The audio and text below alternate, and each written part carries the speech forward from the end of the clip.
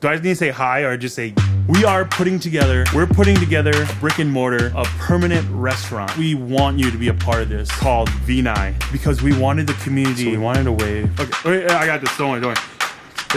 Okay. My name is Yia Vang.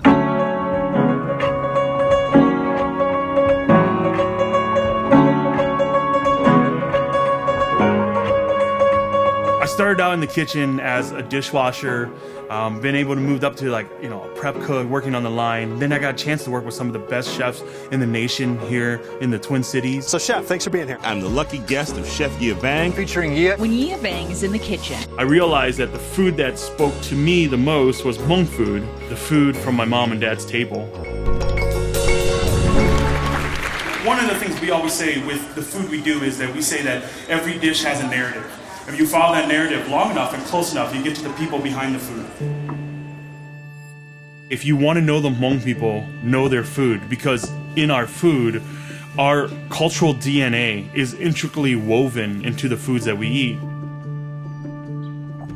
The Hmong people, we were a traveling group. In every place that our people landed, we learned from the people there, we learned from the land, we learned from the cultures there, and we took a little bit of that and we forged it into our own culture. The next generation then gets to build on that platform that was forged. We started out literally in doing these small pop-up dinners in the backyard of a friend's house, charging $5.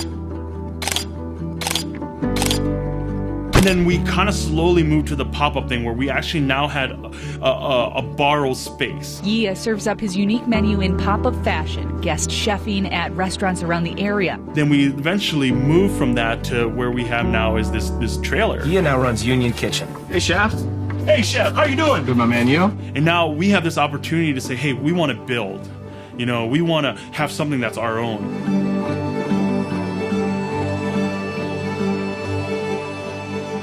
For us, building this brick and mortar restaurant, we want to use it as this beacon where we can tell people to come and say, hey, come learn about our people, come learn about our food, but more importantly, come hear about the legacy of my mom and dad.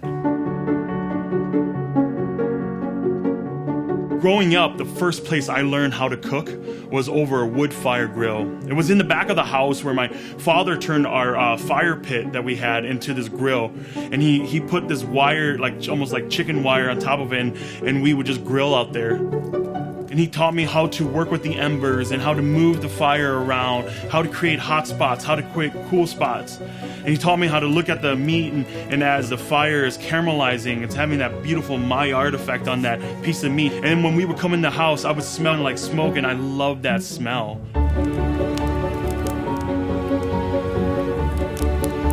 The wood fire grill is a character in the restaurant, and it's an ingredient to the food that we'll be making.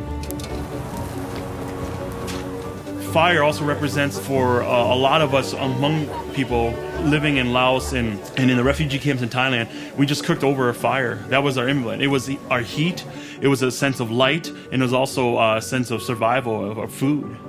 And so we want that to be a big part of this restaurant.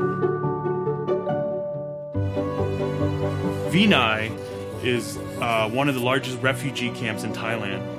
In Vinai, from 75 to 92, there was about 60 to 65,000 people that went through there. Out of that 60 to 65,000, 90% of them were Hmong people. And out of those 90%, a large amount of them ended up here in the Midwest. I was born in Vinai. I was about 4.5, 5 years old.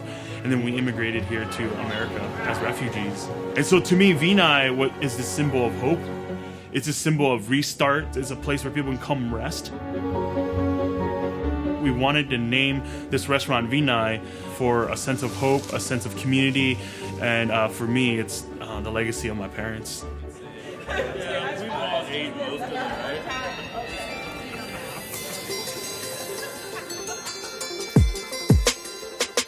For us, we would love for you guys to be a part of us building out this restaurant. We want you to be a part of this. We want you to be a part of us building Vinai, be a part of my mom and dad's legacy. As I look at the history of our people, I see how our food is this progression, it's this process.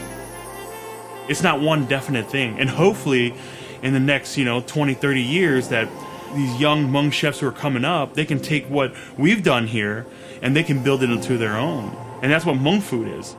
Hmong food is this constantly changing state, and it tells the story of our people.